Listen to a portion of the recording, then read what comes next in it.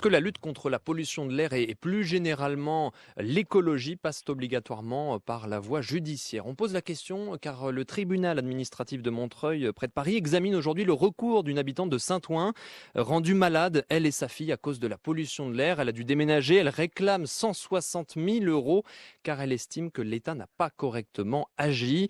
Démarche qui n'est pas isolée, une cinquantaine de recours sont à l'étude selon l'association Respire. Et puis ça entre en résonance avec cette pétition, l'affaire du siècle lancée il y a quelques mois. 4 ONG qui poursuivent l'État français pour inaction climatique. Pour en débattre, j'accueille 3 invités par téléphone. Louis Cofflard, bonjour. Bonjour. Membre de l'association Les Amis de la Terre. Vous êtes également avocat au barreau de Paris. Bonjour Célia Bloel. Bonjour. Adjointe à la mairie de Paris. Et j'accueille également Jean-Luc Fugy. Bonjour. Bonjour. Député La République En Marche du Rhône, président du Conseil national de l'air. Passer par la voie juridique pour les défenseurs de l'environnement, est-ce que c'est une nouvelle méthode, Louis Cofflard? Eh bien, on ne peut pas dire que ce soit une nouvelle méthode, puisque en ce qui concerne les aides terre, par exemple, ça fait plus de 10 ans qu'on essaie de poursuivre l'État en justice, notamment devant le Conseil d'État. Avec des succès? Avec des succès? Oui, avec des succès, puisque en 2017, on a obtenu la condamnation de l'État à refaire tous les plans qui sont censés s'occuper de la qualité de l'air sur la plupart des agglomérations françaises. Il y a au total 14 plans qui doivent être faits par l'État et qui ne sont toujours pas refaits. Donc la voie judiciaire n'est pas vraiment nouvelle. C'est une nouvelle étape, Jean-Luc Fugy?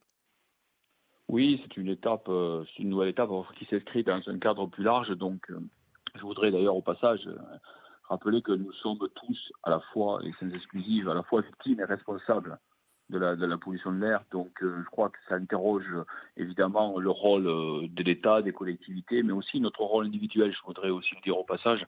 Je crois qu'il faut bien se dire qu'il y a plusieurs leviers pour agir, mais c'est une manière de faire qui met un petit peu la pression. Et à partir du moment où ça peut déplacer, je dirais, les équilibres dans le bon sens, pourquoi pas.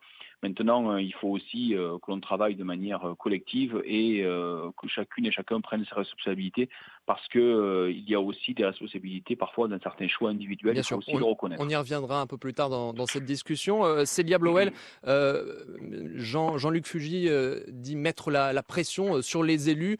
Vous le ressentez, vous, à la mairie de Paris?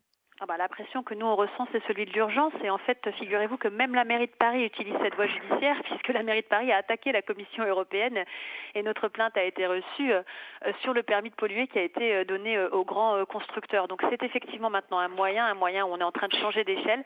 C'est malheureux en fait qu'on soit obligé de passer par là où en fait on connaît toutes les solutions pour lutter contre le dérèglement climatique, lutter contre la pollution. Mais c'est un outil qui va être de plus en plus utilisé et j'ai envie de dire c'est tant mieux à ce stade. C'est tant mieux, Jean-Luc Fugy? Alors écoutez, moi je ne sais pas si c'est à mieux, parce que je ne suis pas là pour juger de savoir si c'est à mieux ou pas, surtout qu'on parle de justice et que en tant que député, je me vois mal à aller commenter ce qui va se passer au niveau de la justice. Moi, ce qui m'intéresse, c'est que l'ensemble des acteurs prennent en considération les problématiques de pollution de l'air. Je pense qu'en toutes les politiques publiques, il faut en faire plus. D'ailleurs, je félicite les collectivités qui en font plus que d'autres sur ce sujet. Et puis l'État doit aussi plus se mobiliser.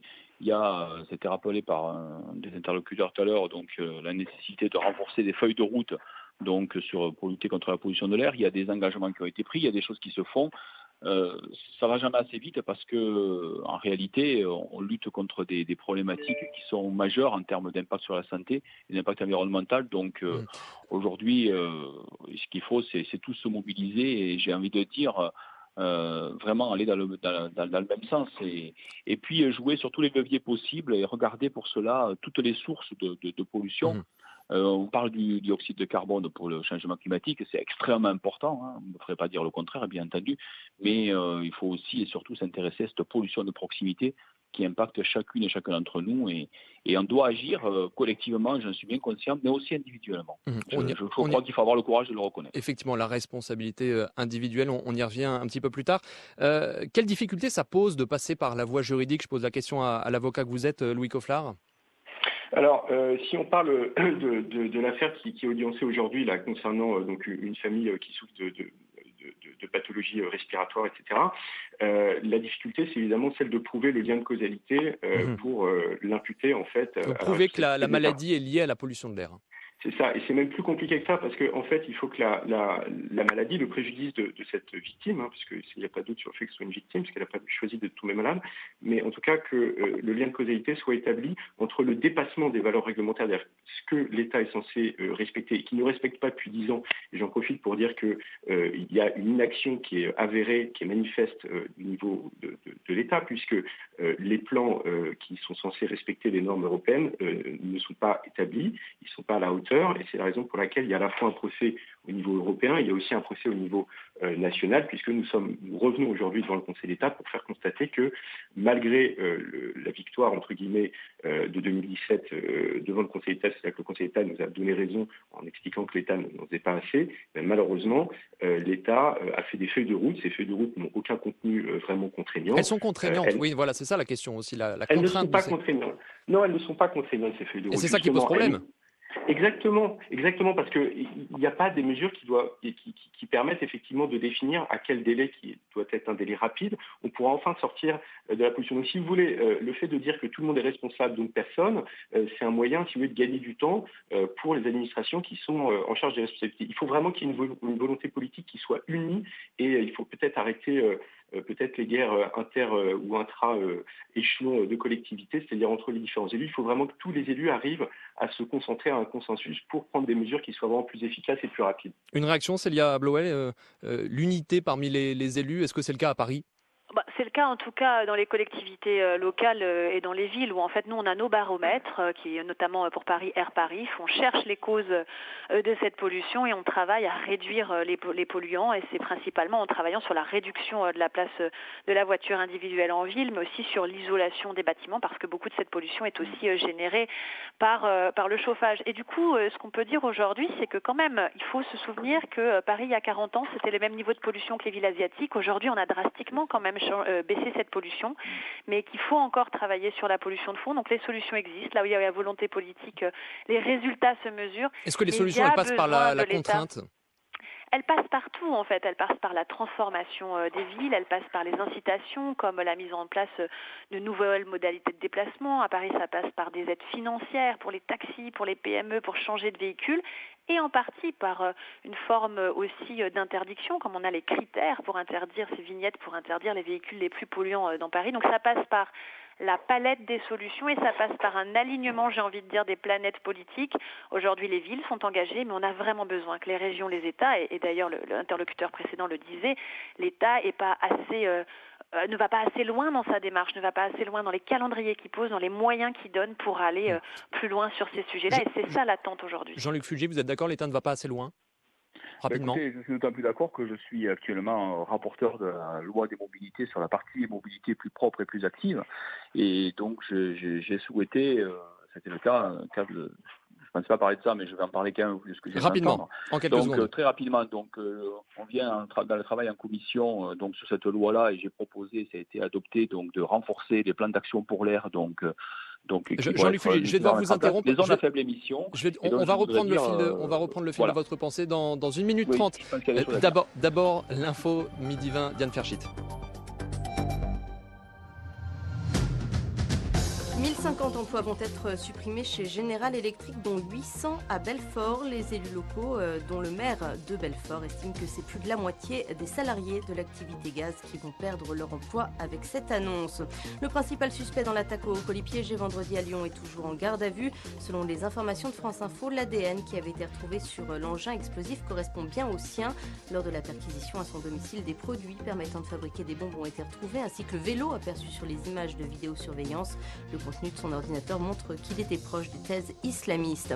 Alors que le ministre des Affaires étrangères assure multiplier les démarches pour éviter la peine capitale aux Français jugés en Irak, de nouveaux Français sont condamnés à mort pour appartenance au groupe État islamique. D'autres doivent encore être jugés. Ils sont donc déjà 6 à être condamnés à une telle peine. Une réunion avec les élus locaux, c'est la démarche que va entreprendre le président Les Républicains du Sénat, Gérard Larcher, après le faible score de son parti aux européennes, 8,5% des voix. Sur France Info, il appelle à un rassemblement gouvernement, de la droite et du centre. De nouveaux billets de 100 et de 200 euros, ils sont mis en circulation à partir d'aujourd'hui dans les 19 pays de la zone euro. Des billets qui sont parmi les plus sécurisés au monde, affirme sur France Info le directeur du réseau Banque de France. Ils sont censés être beaucoup plus difficiles à falsifier, notamment grâce à une encre dont la fabrication est gardée secrète. France Info. La responsabilité de l'État en matière de pollution de l'air, c'est le thème de notre débat. Jean-Luc Fulgy, je vous ai coupé la parole il y a quelques secondes. Vous êtes député La République En Marche du Rhône et président du Conseil national de l'air. Ma question, c'était est-ce que l'État fait assez en matière de lutte contre la pollution de l'air? Vous êtes actuellement en charge d'un rapport. Hein. Non, alors, sincèrement, je pense que nous n'en prenons jamais assez, ça c'est clair, compte tenu de l'impact sanitaire de cette pollution de proximité. Ce que j'ai essayé d'expliquer tout à l'heure, c'est que dans le cadre en ce moment des discussions autour de la loi mobilité, loi d'orientation de mobilité, notamment sur le volet développé, donc les mobilités propres et actives, donc moi en tant que rapporteur, j'ai souhaité muscler un petit peu le texte, un texte sur lequel on va donner des outils aux collectivités pour les accompagner, pour mettre en place notamment les zones à faible émission, comme le fait Paris ou le font déjà un petit peu Grenoble et Strasbourg, mais on a aussi aujourd'hui 20 autres collectivités qui s'engagent. C'est aussi développer les mobilités actives, c'est remplacer c'est renforcer les plans d'action donc pour l'air. C'est aussi des choses qu'on a fait inscrire dans la loi sur une trajectoire plus lointaine, donc d'ici 2040, la fin de l'utilisation des énergies fossiles, donc pour les véhicules légers et les véhicules utilitaires légers, donc les véhicules particuliers, donc avec la fin des ventes de ce type de véhicules. Alors, tout ceci, nous l'avons porté. Je voudrais au passage rappeler que en fait, il faut lutter à tous les niveaux. Donc, je crois qu'il faut avoir un véritable pic de solution pour lutter contre ce qu'on appelle les pics de pollution ou la pollution de fond. Notamment dans les grandes agglomérations. Et je parlerai par exemple aussi que la prise de conscience de nos concitoyens est importante. Vous voyez, l'année dernière, la prime à la conversion sur les véhicules qui a permis de changer des véhicules très polluants en des véhicules moins polluants. Je ne dirais pas des véhicules propres puisque ça n'existe pas. Mais il y a eu 300 000 donc, primes à la conversion qui ont permis de passer de véhicules très polluants à moins polluants. Donc tout ça, c'est sur des avancées. Un panel de mesures. Il faut les muscler encore plus. Louis Cofflard, membre de l'association les Amis de la Terre et avocat au barreau de Paris, pour en revenir à notre sujet de discussion, est-ce que vous pensez sincèrement que l'État va être condamné dans ces affaires et ces procès qui, j'imagine, vont se multiplier dans les années à venir? C'est malheureusement à craindre. C'est à craindre puisque, en ce qui concerne, nous sommes actuellement donc en procédure d'exécution forcée devant le Conseil d'État et le président de la section du contentieux a décidé d'ouvrir, parce qu'il y a un filtre, c'est une procédure que je ne vais pas détailler évidemment, mais en gros, nous avons constaté que la décision de 2017 n'était pas respectée. Nous sommes revenus avec 78 associations lanceurs d'alerte et également familles souffrant de victimes de la pollution. Et effectivement, la section du rapport des études qui est en charge justement de faire ce filtre quand une décision n'est pas respectée a constaté qu'il y avait un problème. Excusez-moi, Louis Cofflard, oui. mais la question qui me vient à l'esprit, c'est au nom de quoi le juge peut dire à l'État « vous avez failli ». Alors, c'est très simple, il y a des normes qui sont obligatoires, ce sont issues de directives européennes, et c'est la raison pour laquelle, en plus... Des normes qui sont contraignantes, donc. Absolument, c'est ce qu'on appelle des valeurs réglementaires. Et ce qui est très important de savoir pour nos auditeurs, c'est que ces normes réglementaires, en ce qui concerne notamment les particules fines, sont 2 fois supérieures aux recommandations de l'OMS. C'est-à-dire que ce qu'on n'arrive pas à respecter, c'est déjà extrêmement permissif. Et la Commission européenne, parce que c'est un organe politique, et c'est normal, fait des procès, mais d'une manière extrêmement peu, prend beaucoup de temps, si vous voulez, parce que cette directive, on l'a jamais respectée, si vous voulez, elle est très, elle y va vraiment très doucement, si vous voulez. C'est le diable OL, vous vouliez réagir ? Non, mais que j'étais complètement d'accord avec ce que vous disiez, qu'effectivement, à Paris, nous, on a fait le choix de se mettre comme objectif final de tenir les normes de l'Organisation mondiale de la santé et non pas que celles de l'Union européenne. Donc, effectivement, il y a encore du chemin à faire. Mais là où je voulais réagir, c'est que je pense qu'aujourd'hui, il y a quand même 2 enjeux qu'il faut bien avoir en tête. C'est que, les solutions, on les connaît. On ne peut pas faire semblant de ne pas savoir comment agir. Il faut de la volonté politique. C'est le moyen de les mettre en place. Que ça est le moyen de les mettre en place.